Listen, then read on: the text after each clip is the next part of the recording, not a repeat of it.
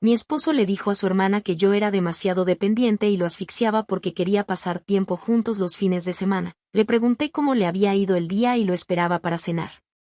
Así que, cuando lo oí quejarse de que era dependiente y controladora, le di justo lo que quería y dejé de ser dependiente. Ahora está entrando en pánico. Natalie, tengo 29 años y trabajo como higienista dental en una clínica con mucha actividad en Charlotte. Es un trabajo minucioso que requiere concentración y paciencia, pero me encanta ayudar a las personas a mantener su salud bucal y a sentirse seguras de sus sonrisas. Mi esposo Derek, de 32 años, trabaja como gerente de proyectos en una constructora, supervisando desarrollos residenciales en toda la ciudad. Llevamos 4 años casados, 7 juntos, y siempre pensé que teníamos una relación amorosa y conectada. Al parecer, nuestros problemas empezaron hace unos 6 meses, aunque lo descubrí hace poco. Según Derek, me había vuelto demasiado dependiente y lo estaba asfixiando con mis expectativas para nuestro matrimonio. Lo descubrí de la forma más dolorosa posible, al oírlo sin querer quejarse de mí con su hermana Megan durante lo que creí una cena familiar informal. Permítanme retroceder y explicarles lo que Derek aparentemente consideraba un comportamiento dependiente. Le preguntaba cómo le había ido el día al llegar del trabajo, igual que él me preguntaba cómo me había ido a mí. Le sugería actividades para hacer juntos los fines de semana, senderismo, probar nuevos restaurantes, visitar mercados agrícolas o simplemente ver películas en casa. Esperaba que estuviera presente para cenar casi todas las noches, a menos que tuviera compromisos laborales importantes, y me gusta pasar las mañanas de los domingos en la cama hablando y planeando la semana. También quería saber dónde estaba Derek y cuándo volvería a casa, no para controlarlo, sino porque me importaba su seguridad y quería coordinar nuestros horarios.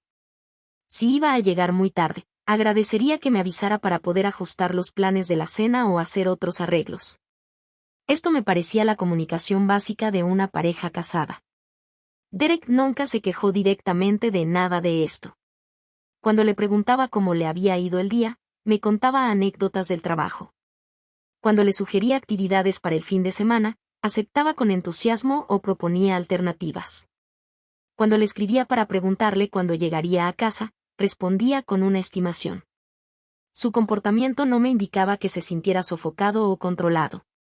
Pero, al parecer, a mis espaldas, Derek le contaba una historia muy diferente a su hermana Megan. Según él, yo era dependiente, controladora y exigía atención constante. Describió mi interés en su vida diaria como una vigilancia invasiva y mi deseo de pasar tiempo juntos como una dependencia desesperada que lo hacía sentir atrapado en nuestro matrimonio. Lo descubrí hace 3 semanas durante una cena dominical en casa de los padres de Derek. Había ido a la cocina a ayudar a su madre con el postre cuando oí a Derek y Megan hablando en el porche trasero por la ventana abierta. Megan me preguntaba cómo iba todo, y la respuesta de Derek me revolvió el estómago. La verdad es que Natalie se ha estado asfixiando un poco, dijo Derek. Quiere saber dónde estoy cada minuto del día, qué estoy haciendo, cuando llegaré a casa. Se molesta si quiero hacer algo sin ella y siempre intenta planear actividades para nosotras. Siento que no puedo respirar en mi propio matrimonio. Megan me preguntó qué tipo de cosas hacía que lo hacían sentir controlado, y Derek me explicó. Espera que esté en casa para cenar todas las noches, a menos que tenga una muy buena razón para no estarlo. Quiere pasar fines de semana enteros juntos haciendo actividades en pareja. Me pregunta cómo me fue el día y quiere explicaciones detalladas de dónde fui y con quién hablé. Es agotador tener a alguien vigilando cada uno de tus movimientos. Me quedé paralizada en esa cocina con una cuchara en la mano, escuchando a mi esposo describir los comportamientos normales de una pareja casada si yo fuera una acosadora. Querer cenar juntos, pasar los fines de semana en pareja, preguntarse por el día del otro, parecen aspectos fundamentales de un matrimonio sano, no señales de una higiene peligrosa. Pero Derek no había terminado. Continuó, lo peor es que Natalie no parece entender que a veces necesito espacio. Ni siquiera puedo salir con mis amigos sin que me pregunte cuándo volveré a lo que estamos haciendo. Quiere comunicación y atención constantes, y eso me hace sentir atrapada. A veces pienso en cómo sería volver a estar soltera, solo para tener algo de libertad. Megan parece comprensiva. Coincide en que algunas mujeres no entienden la necesidad de independencia de los hombres y sugiere que Derek debería hablar conmigo sobre los límites. Hablaron de estrategias para que Derek recuperara su autonomía sin herir mis sentimientos, como si mis expectativas de una relación matrimonial básica fueran exigencias irrazonables que debían gestionarse. La conversación duró 15 minutos, durante los cuales Derek me pintó a fondo como una esposa necesitada y controladora que lo asfixiaba con mi desesperada necesidad de atención y conexión. Para cuando pasaron a otros temas, Megan claramente creía que le estaba haciendo la vida imposible a Derek con mis excesivas exigencias de su tiempo y atención. Regresé a cenar y me comporté con normalidad el resto de la noche, pero por dentro estaba devastada y confundida. ¿De verdad estaba siendo demasiado dependiente?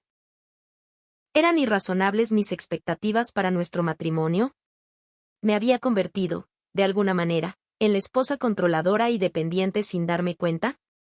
Esa semana, empecé a prestar más atención a mi comportamiento y a compararlo con el de otras parejas casadas que conocía. Le pregunté a mi mejor amiga Chloe, que lleva 6 años casada, sobre sus patrones de comunicación con su marido. Confirmó que esperar cenar juntos, pasar el fin de semana en pareja y mantener conversaciones básicas sobre los horarios eran comportamientos completamente normales en parejas casadas. También empecé a documentar mis peticiones y expectativas reales, comparándolas con la descripción que Derek hacía de ellas. Cuando le preguntaba qué tal tu día, eso se convertía en una vigilancia invasiva, según Derek. Cuando sugerí que probáramos una nueva ruta de senderismo juntos, eso se convirtió en una exigencia constante. Cuando le envié un mensaje de texto esta noche, llegando tarde, eso se convirtió en un comportamiento controlador que lo hizo sentir atrapado. Cuanto más analizaba la situación, más me daba cuenta de que Derek no estaba describiendo mi comportamiento real, sino que estaba replanteando las expectativas normales de una relación como exigencias irrazonables para justificar su deseo de mayor independencia. La pregunta era, ¿independencia para hacer qué? Fue entonces cuando decidí darle a Derek exactamente lo que decía que quería. Si se sentía asfixiado por mi atención y atrapado por mis expectativas, le quitaría esas cargas por completo. Dejé de preguntarle sobre su día, más allá de simples bromas.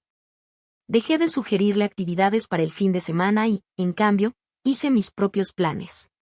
Dejé de esperarlo en casa para cenar y empecé a comer sola o con amigos.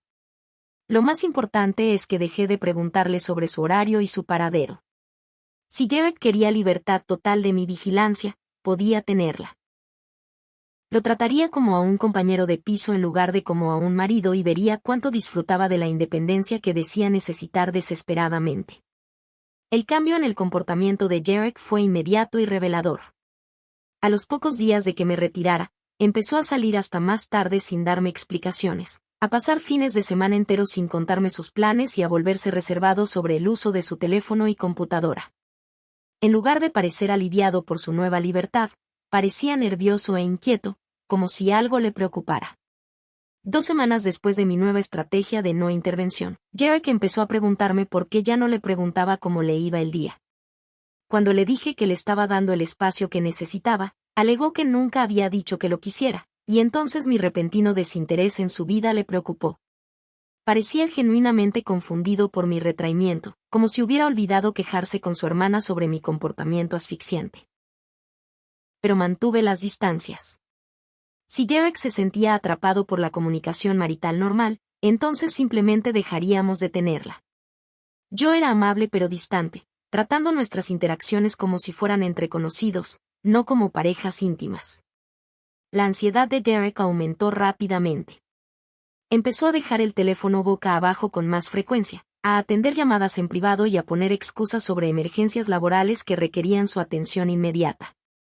Era evidente que estaba usando su nueva libertad para algo específico, y su nerviosismo sugería que no quería que yo lo descubriera. 3 semanas después de mi experimento, descubrí lo que Derek había estado ocultando. Mientras lavaba la ropa, encontré recibos de casino en los bolsillos de sus pantalones, no solo 1 o 2, sino docenas de ellos de varios lugares de Charlotte. Las marcas de tiempo indicaban que había estado jugando mucho durante sus emergencias laborales y ausencias de fin de semana. Reuní todos los recibos e hice algunos cálculos. Derek había estado gastando cantidades considerables de dinero en casinos, a veces perdiendo cientos de dólares en una sola visita. La frecuencia era alarmante, jugaba varias veces por semana, siempre cuando me decía que trabajaba hasta tarde o atendía emergencias empresariales. Una investigación más a fondo de nuestros extractos bancarios reveló retiros de efectivo correspondientes a las visitas al casino, además de adelantos de tarjetas de crédito y transferencias de nuestra cuenta de ahorros que Derek había hecho sin consultarme. Había estado financiando su adicción al juego con nuestras finanzas conjuntas mientras se quejaba de que yo era demasiado controladora por no querer saber dónde estaba. La ironía era asombrosa. Derek había presentado mi interés habitual en su paradero como una vigilancia asfixiante, cuando en realidad mi vigilancia era lo único que me impedía descubrir su problema secreto con el juego. Sus quejas de sentirse atrapado advertían sobre mi dependencia, se referían a su culpa por mentirme y a su miedo a ser descubierto. Me di cuenta de que la repentina necesidad de independencia de Derek no se debía a la libertad personal, sino a tener acceso ilimitado a los casinos sin tener que justificar sus ausencias ni dar cuenta de la pérdida de dinero. Mi comportamiento asfixiante era, en realidad, una simple responsabilidad marital que interfería con su capacidad de jugar en secreto. El juego lo explicaba todo, su actitud defensiva con respecto a su horario, su reticencia a cumplir con los planes del fin de semana, sus quejas de que lo vigilaba demasiado de cerca. Necesitaba liberarse de la responsabilidad para poder continuar con su adicción sin que las expectativas razonables de su esposa interfirieran. Actualización 1. Hace 2 semanas, confronté a Derek con la evidencia de su problema con el juego. Su reacción fue una negación inmediata, seguida de ira porque había revisado sus pertenencias para encontrar los recibos del casino. Afirmó que el juego era recreativo y estaba bajo control, que yo estaba exagerando ante un pasatiempo inofensivo y que mi descubrimiento demostraba su punto de vista sobre mi excesiva controladora e invasiva. Derek intentó convertir su adicción al juego en una prueba más de mi comportamiento problemático. Según él, no me había contado sobre sus visitas al casino porque sabía que yo reaccionaría exageradamente e intentaría controlar sus actividades recreativas. Presentó su engaño como una forma de protegerse ante mi necesidad irrazonable de supervisar su vida privada. Pero los extractos bancarios contaban otra historia. Derek había gastado más de 15,000 pesos de nuestros ahorros conjuntos en juegos de azar en los últimos 6 meses, dinero que habíamos estado ahorrando para la entrada de una casa. También había acumulado casi 8,000 pesos en deudas de tarjetas de crédito por adelantos de efectivo en casinos, una deuda que afectaría tanto nuestra calificación crediticia como nuestro futuro financiero. Cuando presenté estas pruebas financieras, la actitud defensiva de Derek se desmoronó en desesperación. Admitió que su adicción al juego se había descontrolado, pero afirmó que empezó como una forma de lidiar con la sensación de asfixia en nuestro matrimonio. Según él, mi comportamiento dependiente lo había llevado a buscar refugio en el juego, lo que hacía que su adicción fuera en parte culpa mía. Grabé esta conversación porque la manipulación de Derek se había vuelto tan sofisticada que necesitaba pruebas de sus palabras. Literalmente me culpaba de su adicción al juego, a la vez que afirmaba que mi descubrimiento demostraba que yo era demasiado controladora. El nivel de manipulación era impresionante. Derek me rogó que no le contara a su familia sobre el juego, alegando que arruinaría sus relaciones y su reputación profesional. Prometió dejarlo de inmediato y asistir a terapia para la adicción al juego si yo guardaba su secreto y me esforzaba por ser menos dependiente para que no sintiera la necesidad de escapar de nuestro matrimonio. En lugar de eso, llamé directamente a Megan. Le conté sobre la adicción al juego de Derek, el daño financiero que había causado a nuestro matrimonio y sus afirmaciones de que mi comportamiento asfixiante era en parte responsable de llevarlo a los casinos. También le puse la grabación de Derek culpándome de su adicción. Megan se quedó atónita. Ella no tenía ni idea de que Derek tuviera un problema con el juego y se horrorizó al descubrir que sus quejas sobre mi dependencia se debían en realidad a su necesidad de jugar a escondidas sin rendir cuentas. Se disculpó efusivamente por haber permitido que Derek contara su historia sobre mi control cuando el verdadero problema era su engaño y su adicción. La conversación con Megan reveló que Derek llevaba meses pidiendo dinero prestado a familiares, alegando que estaba invirtiendo en oportunidades laborales o lidiando con problemas temporales de liquidez. Sus padres le habían prestado $5,000 el mes pasado, dinero que aparentemente había ido directamente a casinos. La familia de Derek lo confrontó después de que Megan le contara la verdad sobre su adicción al juego. Sus padres quedaron devastados al enterarse de que su préstamo había financiado su adicción, y sus hermanos estaban furiosos por haber sido engañados y manipulados. El padre de Derek exigió la devolución inmediata de todo el dinero prestado e insistió en que Derek ingresara en un tratamiento residencial para la ludopatía. La reunión familiar fue brutal para Derek. Intentó afirmar que tenía el juego bajo control y que yo exageraba el problema, pero las pruebas eran abrumadoras. Los recibos de casino, los extractos bancarios y las confesiones grabadas de su adicción hicieron imposible negarlo. Su familia se dio cuenta de que habían sido sus facilitadores, creyendo sus mentiras sobre emergencias financieras mientras él destruía sistemáticamente su matrimonio y sus finanzas. La madre de Derek se sintió especialmente afectada cuando supo que me culpaba de su adicción.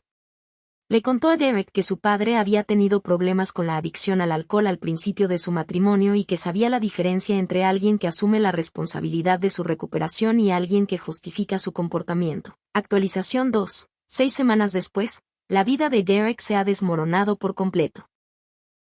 Ingresó en un programa residencial de 30 días para la adicción al juego tras la intervención familiar, pero su proceso de recuperación se ha visto complicado por su negativa a asumir la plena responsabilidad de su comportamiento. Sigue afirmando que mi naturaleza controladora contribuyó a su necesidad de escapar a través del juego. El daño financiero a nuestro matrimonio ha sido devastador. Además de los 15,000 pesos de nuestros ahorros y los 8,000 pesos de deuda en tarjetas de crédito, Derek también había solicitado un préstamo personal de 10,000 pesos sin mi conocimiento, usando nuestra casa como garantía. Me enteré de esto cuando la entidad crediticia me llamó por un impago. Mi abogado ha sido claro al afirmar que los préstamos y el juego en secreto de Derek constituyen abuso financiero, independientemente de su adicción. Me engañó sistemáticamente sobre nuestra situación financiera, poniendo en peligro nuestros bienes comunes para financiar su juego. Las implicaciones legales son graves, y Derek podría enfrentar cargos penales por fraude si decido presentarlos. Solicité la separación y vivo en mi propio apartamento mientras solucionamos el lío financiero que Derek creó. Probablemente tengamos que vender la casa para pagar las deudas que acumuló, y mi historial crediticio se ha visto perjudicado por sus préstamos engañosos. Años de cuidadosa planificación financiera fueron destruidos por la adicción y la deshonestidad de Derek. Su situación profesional también se deterioró. Su adicción al juego afectó su rendimiento laboral, y lo descubrieron usando tarjetas de crédito de la empresa para adelantos de efectivo en casinos. Su empleador lo ha puesto en licencia administrativa mientras investigan posibles cargos por inversión. La carrera de Derek en la gestión de la construcción prácticamente ha terminado. Lo más satisfactorio de toda esta situación ha sido el cambio total de perspectiva de la familia de Derek sobre nuestro matrimonio. Ahora entienden que las quejas de Derek sobre mi higiene eran, en realidad, intentos de manipulación para justificar su comportamiento engañoso. Lo que él consideraba un control asfixiante era, en realidad, la responsabilidad conyugal normal que interfería con su adicción.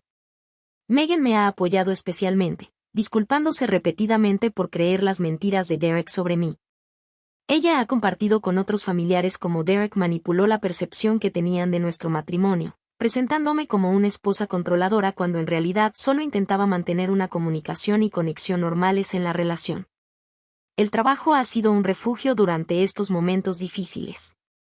Mis colegas de la clínica dental han sido increíblemente comprensivos con mi situación personal, y varios higienistas han compartido sus propias experiencias con parejas con problemas de adicción. El patrón es siempre el mismo. El adicto culpa a las expectativas normales de su pareja de llevarle a un comportamiento destructivo. He empezado a asistir a reuniones de Al-Anon para aprender sobre el impacto de la adicción en las familias y las relaciones. Las historias de los otros cónyuges son notablemente similares a la mía, adictos que caracterizaron las expectativas razonables de su pareja como un comportamiento controlador que justificaba sus acciones engañosas.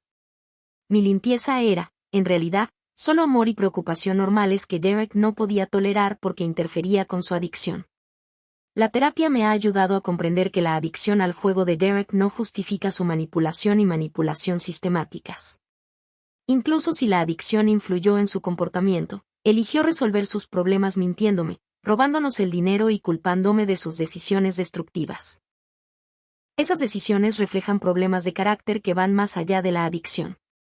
Derek ha intentado reconciliarse varias veces, alegando que el tratamiento le ha ayudado a comprender que yo no estaba controlando y que su adicción al juego era completamente responsabilidad suya. Pero sus disculpas siempre van seguidas de sutiles acusaciones y sugerencias de que nuestro matrimonio tenía problemas de comunicación que contribuyeron a su adicción. No me interesa reconstruir una relación con alguien que pasó meses diciéndole a su familia que yo era demasiado dependiente por esperar una relación matrimonial básica, y luego usó esa narrativa inventada para justificar la traición financiera y la adicción al juego. Derek quería liberarse de la responsabilidad, y la consiguió, junto con las consecuencias naturales de sus decisiones. Algunos piensan que soy demasiado dura al no apoyar a Derek en su proceso de recuperación.